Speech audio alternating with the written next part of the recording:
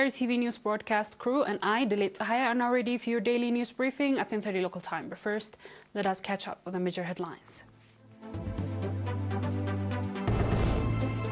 Workshop to prevent pollution and devastation of the environment.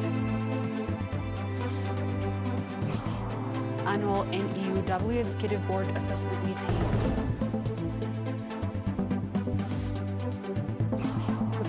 Slams NATO boosting presence in Eastern Europe.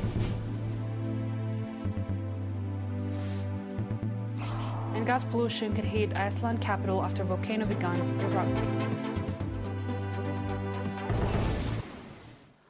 On our local news, the Ministry of Land, Water and Environment has organized a workshop in Mendefera with the goal of reducing pollution and depletion of the natural resources.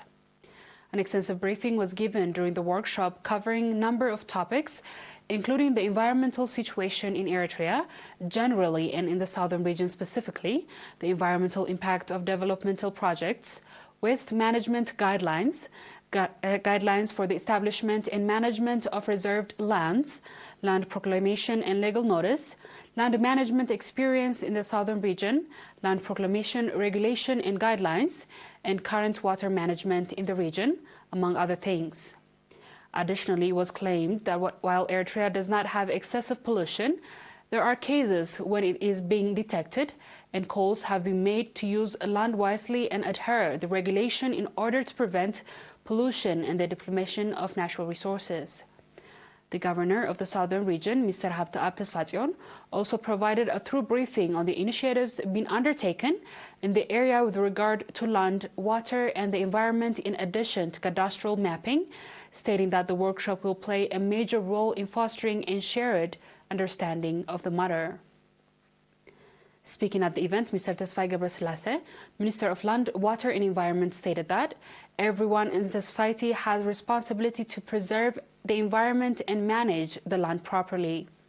He noted that the workshop goal is to foster and shared understanding on these problems. The National Union of Eritrean Women Excessive Board convened to discuss its early activity assessment and its 2024 programs on December 18 and 19 in Asmara. During the meeting, a thorough discussion was held regarding the activities carried out in 2023. This includes programs organized both domestically and internationally to enhance members' understanding of the objective situation in their home country, progress and achievements documented, efforts to maintain the organization's identity and values, efforts to develop women's economic capacity, awareness-raising initiatives to curb harmful practices, organized vocational training programs and their impact on women's lives, efforts to protect women's health, and efforts to develop the union's institutional capacity. Mr. Atesfa Mikael, President of the National Union of Eritrean Women, gave an overview of the activities that has been carried out and their progress during the meeting, which was attended by heads of the union branch from higher education institutions, as well as branch heads from Europe, Canada, the US, and Saudi Arabia. She also called for more concrete efforts for better outcomes. The attendees accepted the number of recommendations after having a lengthy discussion about the topics brought up during the conference and the programs for 2024. 25 farmers in Sarajaa subzone received training from the Ministry of Agriculture and Techniques and increasing agricultural output and guaranteeing food security. The 3 months of the theoretical and practical training covered building of beehives, producing and using organic fertilizers and pesticides, and current weed cultivation techniques, according to Mr. Abraham Brahane, head of the subzone's agricultural office. Crop seed specialist Mr. Waisamere, from his part, stated that the training will help farmers introduce new farming practices and boost agricultural output. The trainees, for their part, expressed gratitude for the training given and stated that they were eager to put into practice in the farming endeavor. The administrator of the subzone, Mr. Asrat Haile, stated that the trainees were chosen from the program because they were excellent farmers and that they have anticipated the training would have a major impact on their day-to-day farming operations. Dear viewers, we'll be back with the international news shortly. Stay tuned.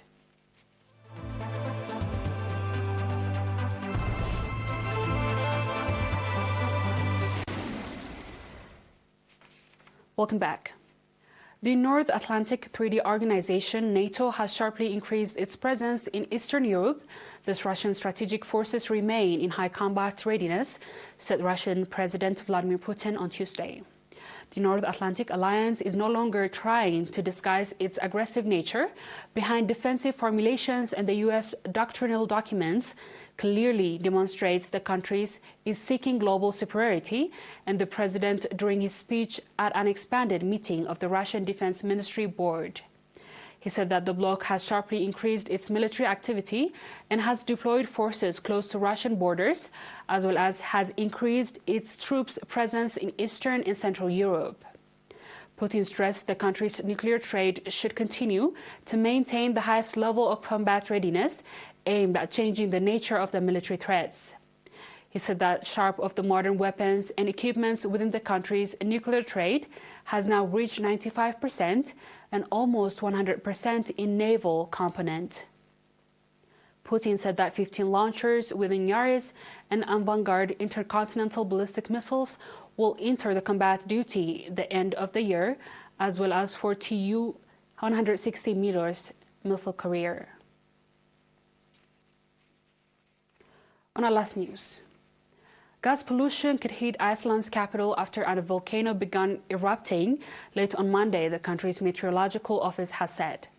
The eruption, which broke out on Reykjanes Peninsula of the southern West Iceland, comes after seeing an intense earthquake and tremors.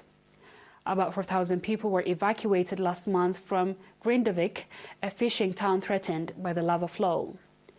A resident living near Grindavik described a crazy and scary scene on Monday night, and she said she could still see the volcano exploding on Tuesday. The smell of the smoke and ash is being picked up as far as 30 kilometers from the eruption site, said the BBC's team could even feel the occasional vibrations in the ground. Iceland has been braced for volcanic activities for weeks. Since late October, the region around Reykjavik has been experiencing an increasing earthquake activities. The eruption could be heard from Reykjavik, which is about 42 kilometers northeast of Grindavik. An eyewitness in the capital told the BBC that half of the sky in the direction of its town was lit up in red from the eruption, and the smoke could be seen blowing into air. Dear viewers, we've come to the end of tonight's news. Let's have a quick recap of the headlines.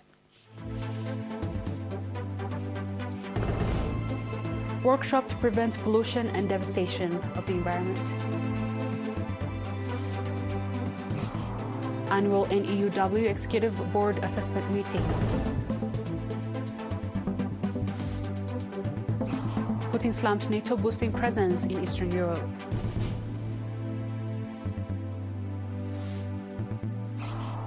And gas pollution could hit Iceland's capital after a volcano began erupting. That is all with our local and international news. Dear viewers, thanks for watching and have a good night.